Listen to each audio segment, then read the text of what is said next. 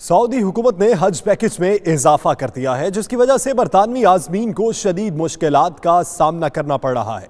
उन्होंने हुकूमत से मुतालिबा किया कि वो किरायों में कमी के लिए मुनासिब इक़दाम करें।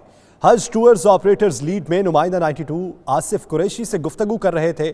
आइए आपको भी सुनवाते हैं। सबसे अच्छी बात आपने की हज के मुतालिक, ये हमारा हज का एक फरीज़ा है जो हर मुसलमान को अपनी ज़िंदगी में एक दफ़ा अदा करना होता है।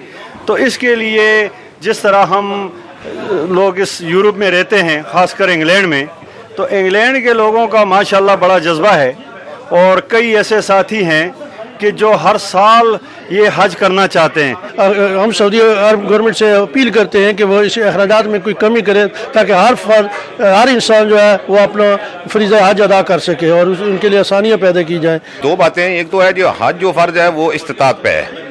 इस्तिताअत का मतलब है कि आप अखराजात अफोर्ड कर सकते हो, आपकी सेहत ठीक है।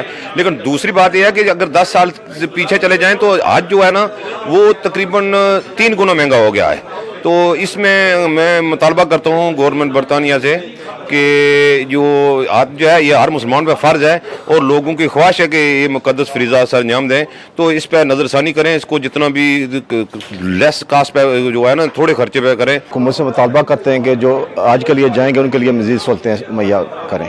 मैं गुजारिश करता हूँ कि हुकूमत जो है आज के जो अखराजात हैं बहुत ज़्यादा हैं, हर बंदा वो अफोर्ड नहीं कर सकता, वो कम से कम होने चाहिए ताकि हर बंदा वो आसानी से अफोर्ड कर सके।